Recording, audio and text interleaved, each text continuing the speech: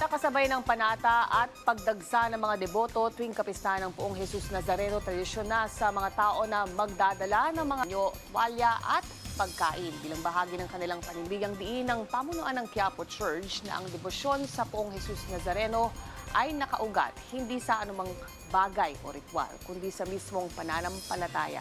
Ang detalye, Osorio.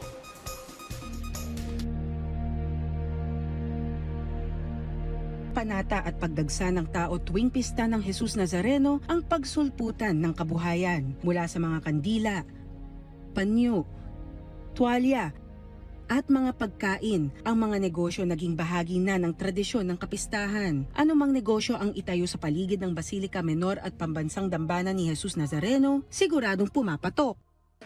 May okasyon, triple yan. Lahat na bebentahan.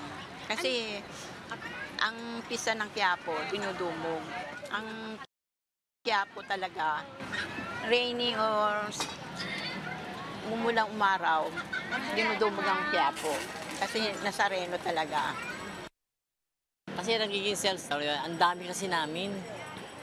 Ang dami, kaya yung sales namin hati-hati. Araw-araw nang nakikipagsapalaran ang ating mga kababayang vendor dito sa Plaza Miranda, lalo na't pista ng itim na Nazareno. Pero sa kabila ng pagkain, tuwalya at kandila para sa pananalig ng ating mga deboto, mayroong ekonomiyang makaluma, hindi tradisyonal at hindi pangkaraniwan.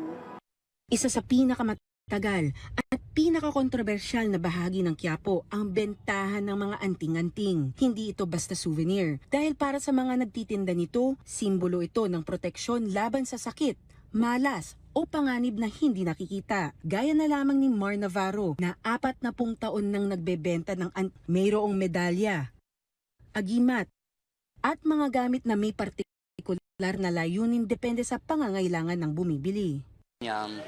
Ayan, ibinibigay namin sa kanilang proseso. Mayroon dasal niyan. Every medal ay may kanya-kanyang dasal yan. Karami niyan ay mga tinatawag na Latin, yung credo. Pero para sa pamunuan ng Quiapo Church, ang debosyon sa Poong Jesus Nazareno ay nakaugat hindi sa anumang bagay o ritual, kundi sa malalim na pananampalataya. Ito po ay lagi na nating sinasabi at ito po ay ating tinututulan na isa lang po ang kapangyarihang nakapaloob at sinasaad sa ating ebanghelyo, sa ating banal na kasulatan. At yan ay ang kapangyarihan ng ating Diyos.